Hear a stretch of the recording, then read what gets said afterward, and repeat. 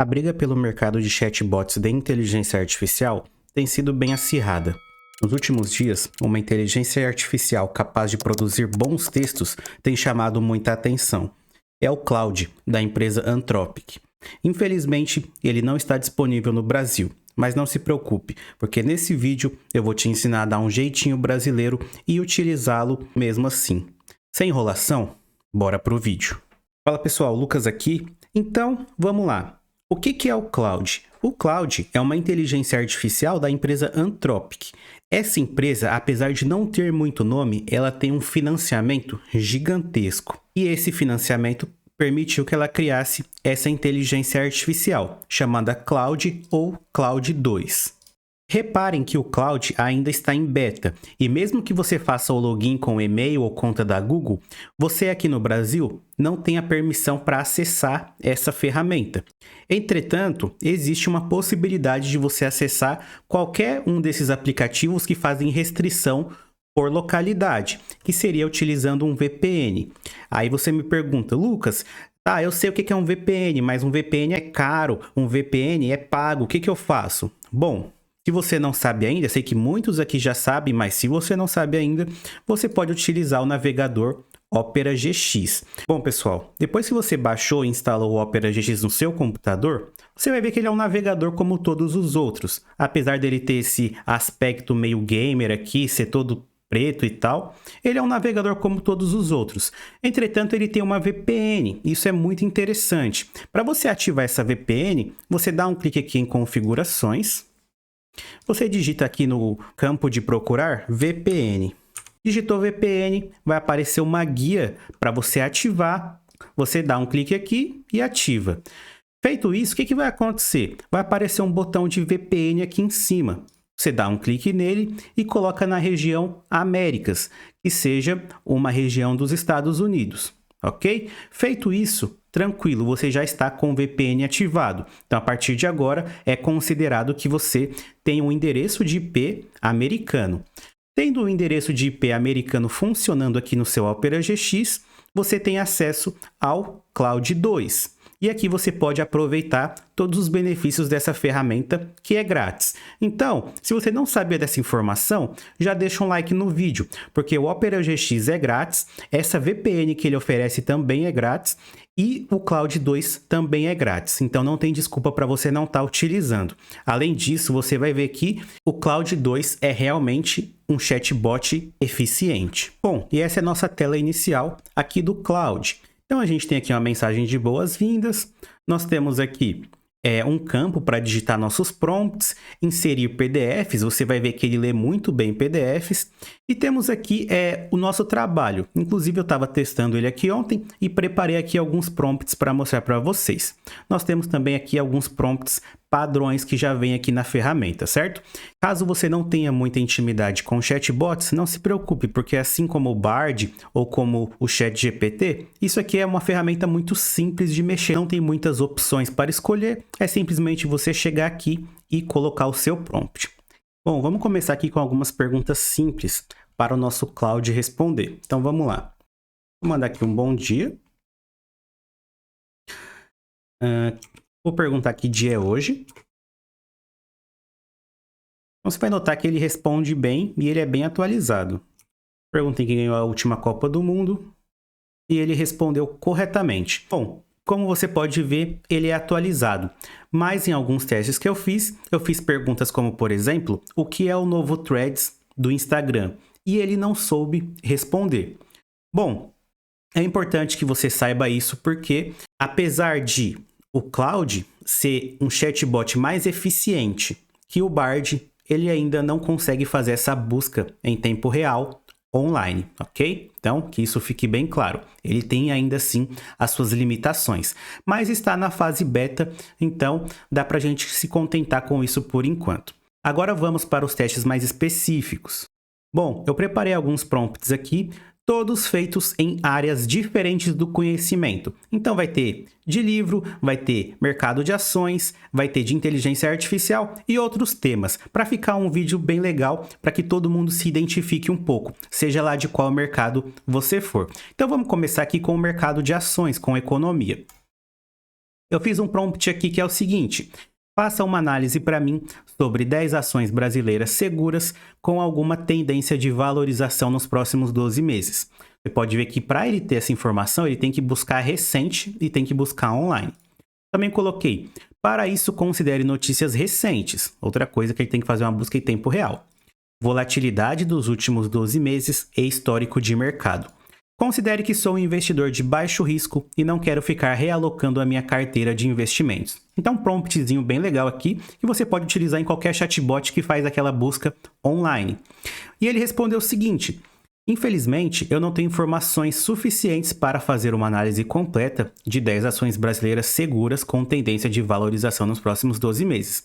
Porém, posso fazer algumas sugestões gerais baseadas em princípios de investimento de baixo risco. Interessante a resposta. Apesar dele não conseguir fazer essa busca dos últimos 12 meses, ele ainda consegue dar uma resposta aqui bem satisfatória. Então você pode ver que ele vai falar aqui: procure empresas grandes e consolidadas, com bom histórico de pagamento de dividendos, setores defensivos como utilities, bens de consumo e saúdes tendem a ter menor volatilidade. Alguns exemplos: Ambev, Itaú, BB Seguridade, Engie e Impera. Se você for pesquisar na Bolsa Brasileira, essas aqui são praticamente ações de baixo risco, que praticamente não dão problema para ninguém. Então a resposta dele está até então correta. Coloca aqui também algumas dicas. Diversifique entre setores e empresas para minimizar o risco. Evite concentrar toda a carteira em poucos papéis. Analise os fundos de empresas, lucratividade, endividamento, governança. Escolha empresas com valuations atraentes em relação ao potencial de crescimento. Então você pode ver que, apesar dele não fazer aqui o prompt completo, ele não respeitou o prompt completo, ele deu uma resposta muito satisfatória, uma resposta até 10 vezes melhor do que o Bard quando eu utilizei esse mesmo prompt lá. Então aqui tem algo bem interessante que você pode estar aí aproveitando, ok? Ele diz aqui para finalizar: espero que essas dicas gerais ajudem a orientar suas escolhas e ações brasileiras seguras. Estou à disposição para qualquer outra dúvida. Foi uma boa resposta. Ele não consegue fazer essa busca em tempo real dos últimos 12 meses, não consegue fazer uma análise, nem pegar uma fonte precisa de algum site, mas é uma resposta até que satisfatória pelo que ele consegue fazer até o momento. Bom, agora vamos para o lado mais criativo, na criação de histórias infantis. Eu coloquei um prompt bem simples: atue como escritor de livro infantil e me diga quais os parâmetros importantes que devo entender sobre o seu público-alvo. Ele é um escritor de livros infantis e eu quero saber sobre o público-alvo dele, ok? Ele respondeu: olá, querido, aqui estão alguns parâmetros importantes para considerar ao escrever livros infantis. Aí ele colocou aqui: idade da criança é importante, entender as faixas etárias do seu público, interesse e experiências da criança, nível de compreensão, ilustrações, ritmo e musicalidade, emoções, duração da atenção. Cara, essa foi uma resposta muito boa, uma resposta excelente. Aqui ele deu todos os parâmetros de forma correta e explicou um pouco mais sobre ele. Então, no caso, se eu fosse escrever um livro infantil, eu teria que me preocupar com todos esses parâmetros. Então, a resposta para a minha pergunta aqui foi uma resposta simples, objetiva e que ficou muito boa. Bom, chegamos agora na parte de comparações. Como é que será que ele reage comparando textos que ele possui na própria database? Como é que será que funciona isso? Então, eu separei aqui um prompt. Sou um grande fã de livros. Recentemente, li o livro 1984. Crie uma lista de livros parecidos com 1984 e faça um mini resumo sobre eles. O objetivo desse prompt aqui, pessoal, é que ele acerte ali a semelhança de 1984 com outros livros parecidos. Então, com certeza, na database dele, ele vai ter alguma informação sobre isso. A questão é, ele vai apontar os livros corretamente? Então isso aqui é algo que eu levo muito em consideração. Uma vez que nas primeiras versões do ChatGPT, eu pedia para ele criar uma playlist musical e eu colocava lá uma música, por exemplo, do Mamonas Assassinas, e ele recomendava a música do Elvis Presley como se tivesse algo parecido. Então, esse tipo de comparação para mim é muito importante, principalmente para criar listas de vídeos que eu vou fazer aqui no YouTube, mas também para criar playlists em outras plataformas, sejam de livros ou de músicas. E ele me respondeu o seguinte: aqui está uma lista de alguns livros semelhantes a 1984, de George Orwell. E em breve, o resumo de cada um deles. Aí ele colocou aqui Admirável Mundo Novo, que é um livro muito parecido. Colocou o livro Nós, que também é parecido. Colocou Fahrenheit, que também é um livro que tem muito a ver com isso. Ele colocou um livro aqui que eu não conheço, A Mão Esquerda da Escuridão, mas pelo contexto aqui, parece sim ser bem semelhante. E Laranja Mecânica, que também é muito semelhante a 1984. Ele deu a resposta aqui. Em geral, esses livros retratam sociedades totalitárias, controle social extremo, condicionamento de indivíduos e limitação de liberdades pessoais. Temas que também estão presentes em 1984. Bom, pessoal, e a resposta aqui ficou muito boa. Todos os livros aqui têm alguma semelhança com o livro 1984, exatamente da forma que eu pedi. Então, mais um ponto positivo aqui para o Cláudio. Bom, pessoal, agora para mais um teste criativo, fiz aqui a seguinte pergunta. Me dê 5 dicas de lugares improváveis para esconder uma chave. Então, esse teste é importante porque ele vai testar aqui a capacidade de criação desse chatbot. E é importante porque essa capacidade de criação tem que ser algo improvável, que cause uma surpresa na pessoa que está lendo, só que não pode ser algo impossível. É um teste um pouco complicado de explicar, mas que você vai entender quando eu falar aqui as respostas. Então vamos lá. 5 lugares improváveis para esconder uma chave. E o que ele respondeu foi o seguinte. Primeiro, dentro de um livro na estante, escolha um livro pouco usado e faça um recorte na parte interna para colocar a chave. Essa foi a primeira.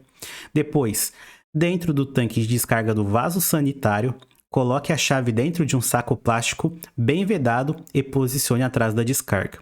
Número 3. Enterrada no quintal, em um vaso de planta. Coloque a chave num saco plástico e enterre alguns centímetros abaixo da superfície da terra. Número 4. Dentro de um brinquedo de pelúcia. Faça um corte discreto e esconda a chave dentro do enchimento. E número 5. No congelador. Dentro de um pacote de legumes ou frutas congeladas. A chave pode ficar camuflada e bem preservada. Bom, pessoal, a graça desse teste é que ele consegue me apontar lugares improváveis, ao mesmo tempo ele me surpreende pela criatividade dele e ao mesmo tempo ele não pode ser um teste impossível. Se você faz esse tipo de teste nas versões antigas do ChatGPT, ele dá algumas respostas impossíveis, como por exemplo, viaje para outro país e esconda sua chave em um apartamento atrás de um guarda-roupa. Então, beira o impossível. Aqui ele conseguiu ser até um pouco mais controlado e esse teste mostra muito do potencial que a ferramenta tem. Afinal, você sempre vai querer uma resposta precisa, inovadora, só que possível. Se ela beira o impossível, não tem muita utilidade. Mas sem enrolação, vamos para outro teste. Bom, nesse teste eu pedi para ele criar aqui um prompt para o Midjourney. Então vamos lá. Cria um prompt para Midjourney. Eu quero uma imagem de um barco navegando em um oceano azul. Se você utiliza o ChatGPT, existe aquele prompt que eu criei, que é um prompt que cria outros prompts. Então você digita lá, eu quero um prompt de um barco navegando em um oceano azul. Você tem que fazer um prompt de basicamente, 200 palavras para que ele entenda que você quer um prompt para o Midjourney, que é um pouquinho complicado de fazer. Aqui não, aqui as coisas são mais fluidas. Então eu coloquei aqui que eu quero um prompt para o Midjourney.